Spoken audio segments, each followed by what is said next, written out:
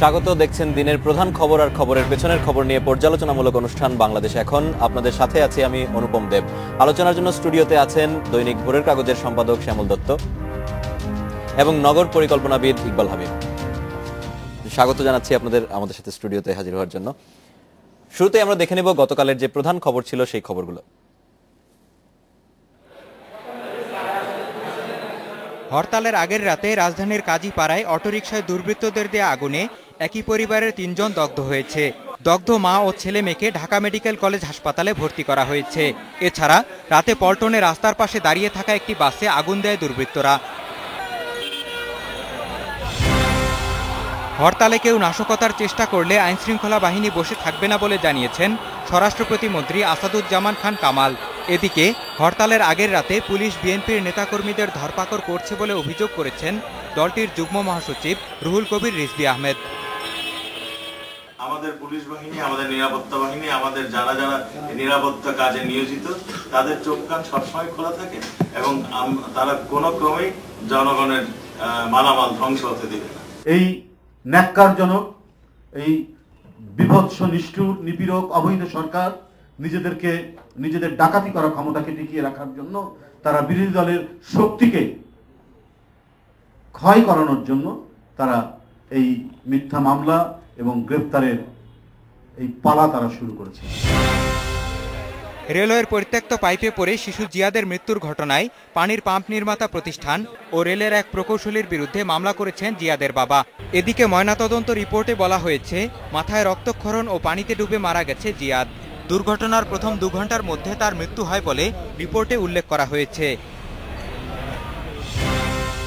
শিশু জিয়াদের বাবা নাসির ফকিরকে আটক করা হয়ে থাকলে তা দুঃখজনক বলে মন্তব্য করেছেন স্বরাষ্ট্র প্রতিমন্ত্রী আসাদুজ্জামান খান কামাল।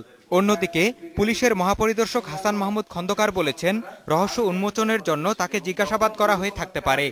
এটা তো অত্যন্ত দুঃখজনক। এই ধরনের যদি ঘটনা ঘটে থাকে, আমরা এই ধরনের ঘটনা ঘটছে বলে আমরা শুনিনি, আমি শুনিনি, পরে আপনাদের মুখে আমি শুনেছি। একটা জিনিস হলো, ওই পুলিশ তখন জানতে চাচ্ছিল যে আমরা এখানে পাচ্ছি না, তাহলে ছেলেটা গেল কোথায়? ছেলেটা অন্য কোনোখানে তো হারিয়েও যেতে পারে। খুব আন্তরিক ভাবে কিন্তু এই ভদ্রলোককে নিয়ে যাওয়া হয়েছিল এবং তাকে জিজ্ঞাসাবাদ করা হয়েছে। সেখানে যদি উনি মর্মাহত হয়ে থাকেন কিংবা অনভিপ্রেত কিছু করা হয়ে থাকে, অবশ্যই সেটা দেখা হবে। রাজধানীর কুড়িলে 300 ফুট রাস্তার দুপাশে পরিকল্পিত লেক বা খালের জায়গা দখলমুক্ত করতে নির্দেশ দিয়েছেন প্রধানমন্ত্রী। এই খালের জায়গা আবাসন ব্যবসায়ীরা দখল করে নিয়েছে বলে অভিযোগ উঠেছে। এছাড়া যেখানে সেখানে ফ্ল্যাট ও আবাসিক এলাকায় হাসপাতালের অনুমোদন না দিতেও নির্দেশ দিয়েছেন তিনি। মঞ্জুর মোর্শেদ, ইন্ডিপেন্ডেন্ট নিউজ। যদি শুরুতে আমরা ইকবালের কাছে চলে যাই, আমরা যে মাত্রই যে খবরটা শুনছিলাম যে রাজধানীর কুড়িলে 300 ফুট রাস্তার দুপাশে পরিকল্পিত লেক বা খালের জায়গা দখলমুক্ত করতে নির্দেশ দিয়েছেন প্রধানমন্ত্রী এবং তিনি এই জন্য কারোর প্রতি তাকাতে না করেছেন যে যদি ভূমিদস্যু কেউ দখল করে থাকে। আমরা তো এরকম আরো বিভিন্ন জায়গায় দেখছি যে রাজধানী ছাড়াও সারা দেশ জুড়ে আসলে ভূমিদস্যুদের কবলে সরকারের বিভিন্ন প্রভাবশালী লোকজন বিভিন্ন জায়গা দখল করে আছেন। আসলে কি এখন নগর পরিকল্পনার অংশ হিসেবে যেভাবে বলা হচ্ছে যে ঢাকাকে একটি পরিকল্পিত নগর হিসেবে গড়ে তোলা একটি পরিকল্পনা নেওয়া হচ্ছে, সেটা কি সম্ভব? অবশ্যই সম্ভব। প্রথমত আমি আজকে officially on behalf of Bangladesh পরিবেশ আন্দোলন, ইনস্টিটিউট অফ আর্কিটেক্টস বাংলাদেশ এবং VIP Bangladesh institute of planners, আমাদের সকল পেশাজীবীদের পক্ষ থেকে প্রধানমন্ত্রীকে সাধুবাদ জানাই।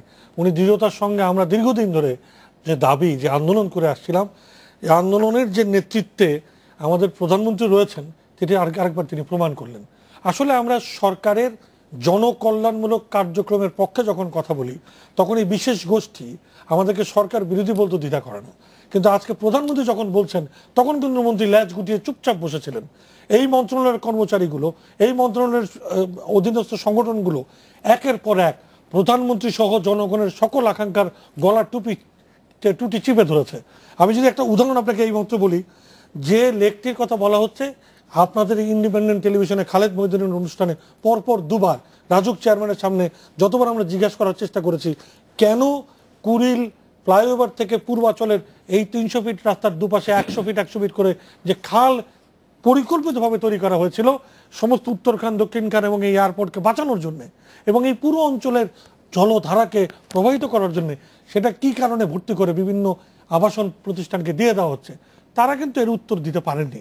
কিন্তু প্রকৃত অর্থে তারা প্রধানমন্ত্রী এই বিষয়ে 25শে আগস্ট মন্ত্রিসভায় আলাদা করে মন্ত্রণালয়ের মন্ত্রীকে বলা সত্ত্বেও সেই মন্ত্রী তার ঠিক 1.5 মাস পরে এই প্রকল্প অনুমোদন করেছেন এবং সেই অনুমোদনের প্রক্রিয়া উনি বলেছেন, সেই মাইনুস আমার সামনে আছে, সেখানে উনি বলেছেন এটি যে ভরাট করা সম্ভব এবং তাতে যে কোনো অসুবিধা হবে না সেটি এই আবাসন প্রতিষ্ঠান তার নিজস্ব অর্থায়নে আইডব্লিউটিসি অথবা আইডব্লিউএম অথবা সিইজেএস এর মাধ্যমে পরীক্ষা নিরীক্ষা করে এটি আমাদেরকে জানাবে। অর্থাৎ চোরকে বলা হয় তুমি চুরি করো এবং বলো যে তুমি চুরি করো নাই।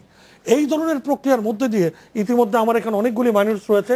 ঢাকা শহরের অজস্র জলাশয় এই মন্ত্রণালয়, এই মন্ত্রী এবং এই মন্ত্রণালয়ের যে যোগ সংগঠন রাজধানী উন্নয়ন কর্তৃপক্ষ একের পর এক জলাশয়গুলো অনুমোদন দিয়েছেন। আমরা আজকে প্রধানমন্ত্রীর এই নির্দেশনার ধারাবাহিকতায় যারা যারা অজস্র জলাশয় প্রধানমন্ত্রীর নির্দেশনা ডিটেল এরিয়া প্ল্যান যেটা অনুমোদিত হয়েছে এবং আদালতের সর্বোচ্চ আদালতের নির্দেশনা অমান্য করে একের পর এক এগুলি করেছেন এবং ড্যাবকে বাস্তবায়নে দ্বিধান্বিত অবস্থায় ফেলেছেন, তাদেরকে যদি শাস্তিমূলক ব্যবস্থা দেওয়া হয় এবং এই সমস্ত অনুমোদন বাতিল করে এই সমস্ত জিনিস উদ্ধার করে প্রধানমন্ত্রীর আরেকটি বক্তব্য রয়েছে যেটা আমি পড়ে শোনাতে চাই, যেখানে আপনার নিউজে হয়তো পড়ে নেই। বলেছেন সরকারি জলাধার রক্ষা করায় ডিটেল এরিয়া প্ল্যান বাস্তবায়নে অনেক তর্ক বিতর্ক আছে, প্রধানমন্ত্রীর বক্তব্য হুবহু। এবং এটা করতে একটা কাজ ভালো হচ্ছে যে এখানে দখল করা জমি আর দখল করে জমি ভরাট করা ফেলার সম্ভব হচ্ছে না। ফলে এই সুযোগ যারা না পাচ্ছে তারা অনেকে আমার প্রতি অসন্তুষ্ট হতে পারেন, তাদের অনেকের ক্ষোভও থাকতে পারে, এটি আমি জানি। তার মানে হচ্ছে এই সমস্ত দুর্বৃত্তরা নিরন্তর চেষ্টা করে যাচ্ছে, প্রধানমন্ত্রী তাদেরকে প্রশমিত করার চেষ্টা করছেন অথবা সেটা জানা সত্ত্বেও দৃঢ়তার সঙ্গে তার বিরুদ্ধে ব্যবস্থা নেওয়ার কথা বলছেন, কিন্তু মন্ত্রণালয় ইতিমধ্যে যে অনুমোদন দিয়েছেন সেটা প্রধানমন্ত্রীকে তারা জানাচ্ছেন না। আমি এগুলি সমস্ত কিছু বাতিল করার মধ্যে দিয়ে ডিটেল এরিয়া প্ল্যান তার যা ভুল হোক সেটাকে অ্যাকশন এরিয়া প্ল্যানের মাধ্যমে অর্থাৎ কার্যক্ষেত্রে যতটুকু অ্যাডজাস্ট করা দরকার সেটা করে জরুরি ভিত্তিতে বাস্তবায়নের মধ্যে দিয়ে নিম্নবিত্ত, নিম্ন মধ্যবিত্ত, মধ্যবিত্ত মানুষের আবাসন নিশ্চিত করে, শিল্পাঞ্চলে শিল্প, বাণিজ্যিক অঞ্চলে বাণিজ্য এবং সকল দখল দূষণ মুক্ত করে একটি পরিকল্পিত ব্যবস্থায় যাওয়ার জরুরি পদক্ষেপ নেওয়ার জোর দাবি জানাচ্ছি। আমি একটু শ্যামলদের কাছে যাব এই বিষয়ে। ইকবাল ভাই যেমন বলছিলেন যে আসলে ভূমিদস্যুদের বিষয়ে তারা অনেকদিন ধরেই বলে আসছেন এবং আমরাও নানা জায়গায় দেখেছি, শুধুমাত্র এই জায়গাটি ছাড়াও, এবং মন্ত্রণালয়ের অনেকের বিরুদ্ধেও কিন্তু নানা সময়ে অভিযোগ এসেছে তাদেরকে সহায়তা করা, কিন্তু কারো বিরুদ্ধে কিন্তু আমরা ব্যবস্থা দেখিনি কখনো। মাননীয় প্রধানমন্ত্রীর যে পূর্ত মন্ত্রণালয় ভিজিটের সময় যে বক্তব্য আমি খুব মনোযোগ দিয়ে খেয়াল করছিলাম, বিশেষ করে বিটিভির নিউজে খুব ডিটেইল বক্তব্যটি উঠে আসে। সেখানে তিনি এই মুহূর্তে যে অনেক ক্ষমতাশালী এই যে ভূমি ব্যবসায়ী এবং তাদের সম্পর্কে যে সরাসরি স্পষ্ট অবস্থান সরকারের একেবারে উচ্চ মহল থেকে উঠে এসছে, সত্যি এটি একটা আশান্বিত হওয়ার মতো খবর। এই যে কুড়িলের যে রাস্তাটি 300 ফিটের রাস্তার পাশে যে লেক থাকবে, এবং এটি মাননীয় প্রধানমন্ত্রীর বক্তব্যে আরও একটি লাইন ছিল, হয়তো আপনি খেয়াল করেন না, যে এটিকে বক্স কালভার্ট করার একটা অপচেষ্টা আছে, এবং মাননীয় প্রধানমন্ত্রী বক্স কালভার্ট সম্পর্কে খুবই নেগেটিভ একটা কথা বলেছেন, পারলে উঠাই ফেলেন। কারণ তিনি বলছেন যে ওপেন একটি খালের পাশে দাঁড়ালে যে ধরনের অনুভূতি হয়, আর নগরের মধ্যে বক্স কালভার্টের উপর দাঁড়ালে বোঝা যায় না যে এখানে একটি খাল আছে। ঢাকা শহরের সমস্ত খালগুলো নতুন বক্স কালভার্ট, এবং এটি যদি মাননীয় প্রধানমন্ত্রীর নির্দেশের পরও এটি বাস্তবায়ন না হয় তাহলে সেটি হবে খুবই দুঃখজনক এবং এটি আমাদের জন্য একটা বেদনাদায়ক পরিস্থিতি হবে। আপনি দেখেন এই যে খালটি কেন হচ্ছে না, খালটি হচ্ছে না কারণ খালের হওয়ার বদলে ওখানে হাজার হাজার একর জমি অলরেডি দখল হয়ে গেছে। তারা চায় যে তাদের ল্যান্ড প্রজেক্টের সাথে এটি লিঙ্ক করবেন, মাঝখানে একটি খাল থাকলে তখন রাস্তার পাশে বাণিজ্যিক ব্যবহারে লিপ্ত হবে, অলরেডি ওখানে একটি গাড়িও বেরোতে পারবে না, এবং ওখানে অলরেডি তারা হাজার হাজার একর জমি দখল করে ফেলেছেন, এবং খাল হলে এটি একটি প্রতিবন্ধকতা হবে। ফলে ওনারা খাল হতে দিবেন না কোনোভাবেই। তার চাইতে বক্স কালভার্ট হলে, উপর দিয়ে রাস্তা হলে ওনাদের জন্য সুবিধা হয়। দেখুন এই ভূমি ব্যবসায়ীদের জন্য এই মানে আপনার একটা পরিকল্পনা যে, এবং এই কালভার্টের ভিতর দিয়ে পানি যাওয়া এক জিনিস, আর খোলা খালের মধ্যে দিয়ে পানি যাওয়ার বিষয়টা আলাদা। আজকে যে পানি রাজধানীর বিভিন্ন জায়গায় পানি আটকে যাচ্ছে, এসব বক্স কালভার্ট করার কারণে কিন্তু আটকে যাচ্ছে। তিনি কিন্তু অনেকগুলো উদাহরণ দিয়ে বলেছেন, হাতির জেলের কথা বলেছেন, আপনার ধোলাই খালের কথা বলেছেন, বিভিন্ন জায়গায় এগুলো সব খালগুলো ডেকে ফেলা হয়েছে। সেগুন বাগিচা খালের কথা বলেছেন, বিভিন্ন জায়গায় কোনো খালের কিন্তু আর অস্তিত্ব নেই, মতিঝিলের খালের কথা কিন্তু বলেছেন। ঢাকা। এখন এর নিচে যে জমে যায়, পলি জমে যায়, পানি প্রবাহ সঠিকভাবে চলে না, এগুলো তো বাস্তবতা। ফলে সরকারের যদি একটি প্ল্যান থাকে সেখানে খাল হবে, তাহলে সরকারের চাইতেও কি শক্তিশালী কেউ আছে? সরকারের চাইতেও শক্তিশালী আমার কোনো গোষ্ঠী আছে? প্রধানমন্ত্রী নিজেই বলেছেন যে হয়তো আমার কথায় অনেকে রুষ্ট হবেন, তাহলে তিনিও জানেন যে ওনার কথায় ক্ষোভ তৈরি হওয়ার লোক আছে, এবং তারা সেখানে সরকারের যদি পলিসি থাকে, আমার ধারণা যে মন্ত্রণালয়, আমি খুব দুঃখ, আমি জানি, আমি জানতাম না, ইকবাল ভাইয়ের কথা জানলাম যে মিনিস্ট্রি আবার তাদেরকে অনুমতি দিয়েছে। অবশ্যই। তাহলে এটা কি হলো? তাহলে সরকার প্রধান একটা চাই আর মিনিস্ট্রি আরেকটা চাচ্ছে। না, ওই মাথার সঙ্গে দেহের সংযোগের এই জায়গায় প্রবলেম আছে। আমি এই অনুষ্ঠানে এসে বলেছিলাম যে মাথার সঙ্গে দেহের সংযোগের সমস্যা রয়েছে, এবং এই সমস্যা তৈরি করছে স্বার্থান্বেষী মহল। আপনি জিজ্ঞেস করছিলেন সরকারের মধ্যে সরকার রয়েছে কিনা, অবশ্যই সরকারের মধ্যে সরকার রয়েছে।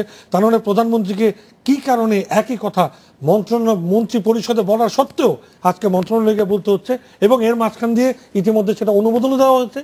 এবং এই প্রক্রিয়ার মধ্যে যারা জড়িত, যারা প্রধানমন্ত্রীর মন্ত্রিসভার নির্দেশনা অমান্য করে অনুমোদন দিয়েছে, তাদেরকে যদি আপনি আজকে আইনের আশ্রয়ে না আনেন, তাদেরকে যদি জবাবদিহিতার মধ্যে না আনেন, তাহলে কি করে এই প্রক্রিয়া পুনরাবৃত্তি হবে না বলে বিশ্বাস করেন? আমরা আরেকটু আলোচনা করবো, আমরা একটা ছোট্ট একটি বিরতি নিয়ে আসি। নিচে 40 সেকেন্ডের একটি বিরতি, সাথেই থাকুন।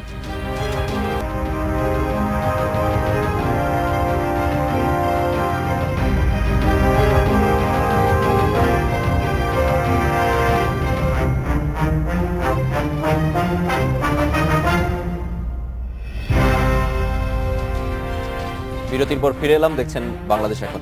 ইকবাল ভাই মন্ত্রণালয়ের কথা বলছিলেন যে প্রধানমন্ত্রী এর আগেও নির্দেশ দিয়েছিলেন। আমি একটা জায়গা আপনাদেরকে পরিষ্কার করে বলতে চাই, একটি দেশ প্রধানমন্ত্রী একক কর্তৃত্বে চলার কথা নয়। তার মন্ত্রী পরিষদ থাকবে, মন্ত্রী পরিষদের মন্ত্রণালয়ের অধীনে অনেক সংগঠন থাকবে, এভাবে পর্যায়ক্রমিক ধারাবাহিকতায় প্রশাসন চলবে।